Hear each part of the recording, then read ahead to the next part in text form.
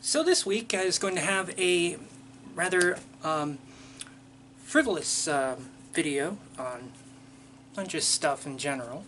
Um, sort of what I wanted to cover was these silly names that we come up with for products that are being marketed to men that are normally marketed to women. Examples of this being, guy liner, guy liner in place of eyeliner, mascara in place of mascara, and those sorts of things. I don't know if you've noticed these or not. It's sort of a phenomena that was happening for a while. It's not as common. I don't see it as much as I used to, and I still think it's stupid. But it's like they apply manly names to things that have no gender. I've got a pile of stuff here that I was going to cover with this. We'll start off with guy liner, eyeliner. This has no gender, and there is no reason that the term eyeliner can't be used to market this product for both sexes, for all genders. There's no reason for this to be gendered with the term guy liner. It's eyeliner, guys. It's eyeliner. I have eyeliner on my eyes, and also the lighting is giving me guy wrinkles, but that's beside the point. Next we have mascara. This is used for making the eyelashes a little bigger.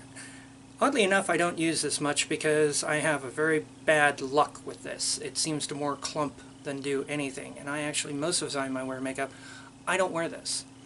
But I've seen this marketed to guys with the name manscara opposed to mascara. And once again, I'm trying to figure out why this needs to have man put in front of it when mascara doesn't have anything feminine to it. It's a mask. Mascara. That's it. This is one that gets me. Man bag in place of handbag. First of all, the connotations that come up in the mind with the term man bag are just, all over the place. But most of the stuff I wear has pockets. The coats that I wear have pockets. I have a few coats that don't have pockets. So guess what?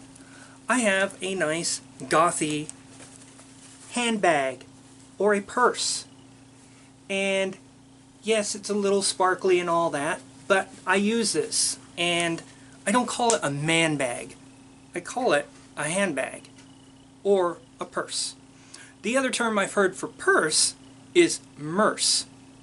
Really? I mean, come on, I'm a guy, and this stuff doesn't change my masculinity. It doesn't change my masculinity. I know some people think that, yes, because I'm wearing this stuff, I am not a man. That's absolutely ridiculous. Next. This is possibly one of my favorite items of clothing to wear, and that is leggings. Right? They're skin tight. They're basically skin tight pants. Mine always go down to the ankle, and yeah, they move with you. They're comfortable, and all of that. Now they've been marketing these to men. Guess the name. Meggings. I mean, come on, really? Where is the feminine term in leggings? Why do you need to masculinize it by calling it something stupid like meggings? It sounds like, it just sounds stupid. It sounds like you're struggling to maintain your masculinity when all you're doing is wearing a piece of fabric that, if a lot of guys actually gave it a shot, would find, wow, these are so much better than jeans. And they are. Also, what's really cool about them is, like, I mean, this pair is a very shiny pair, but this pair has got skulls on it. Skulls and skeletons, and not skulls, it's got skeletons on it. You know, so I don't understand why these need to be called meggings as opposed to leggings. Another ridiculous term I've heard is for the male equivalent of panties. Manties. Well, I don't wear panties or manties, and I don't, because there's already a male equivalent for those things, and I don't need a masculine version of female underpants. I don't need them. And the term manties is just, once again, you're like trying to hide from the fact you're wearing something that's different than what you normally would. Trying to market them as manties is probably one of the dumbest things I have ever heard. On a similar vein, these are called pantyhose. That's what they're called. Or they're called tights. But for some reason, those that are marketing these things for men call them mantyhose. Now, my understanding is the term mantyhose is kind of a joke for a novelty product that was basically these with a sheath for a guy's unit, basically. But there are companies that are selling these for men, and the off-market term is mantyhose, and it's ridiculous. Again, I prefer to use the term tights or hose. That's it. Though hose is technically incorrect because you know, the name hose is basically referring to this part and not the top portion. But it doesn't matter. Just having to use these terms is, I think, really kind of stupid.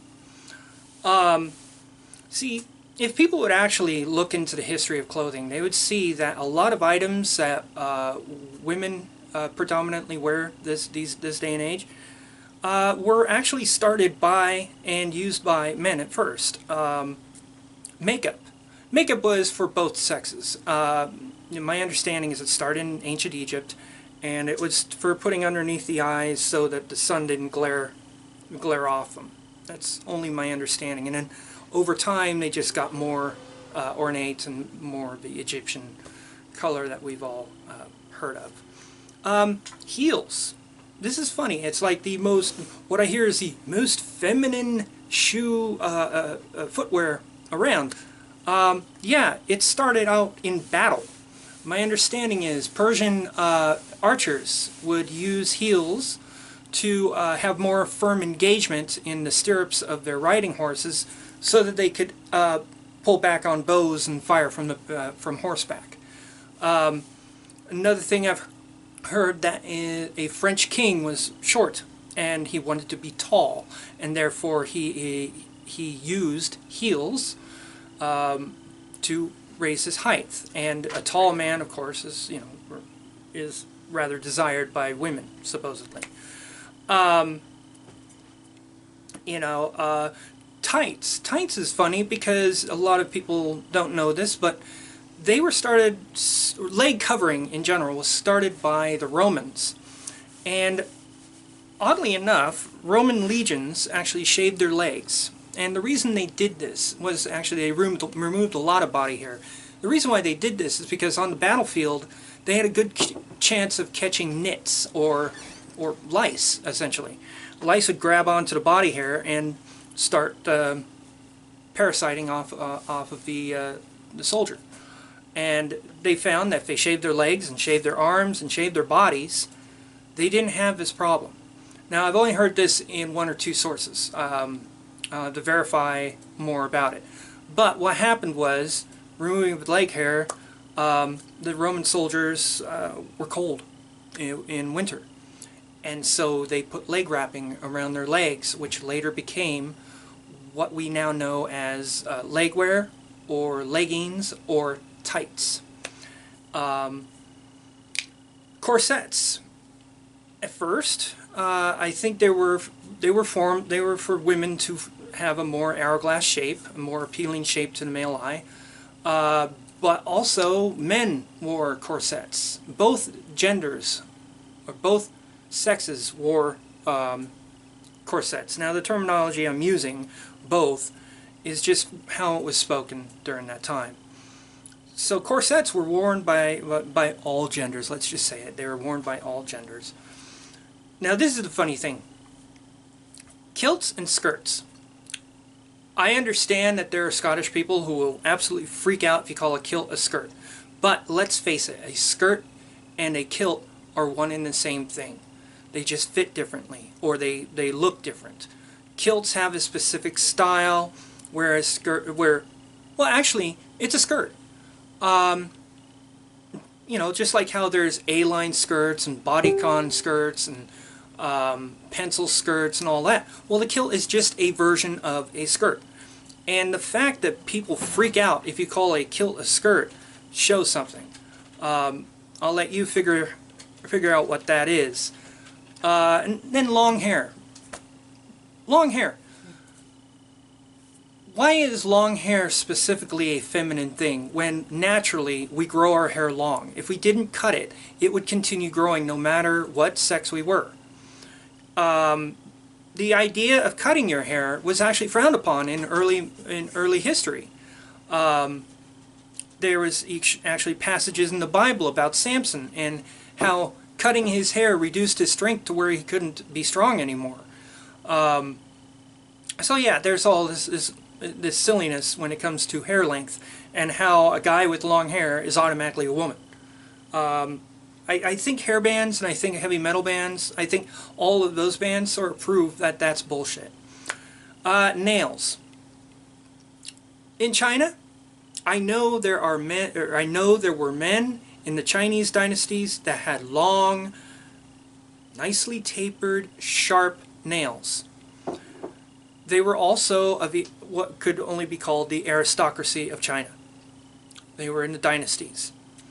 They didn't work, which is why they were able to have these nice long nails. If I could, I would have long nails. But you see these nails? Do you know why they're like this? Because I work in aviation. Because I work on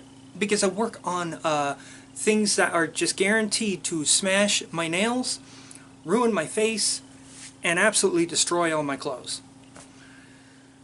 So anyways, the point of this video is just basically showing, cataloging all of the silly names that we give for products that have no gender. Leggings have no gender. There's no reason to call them meggings.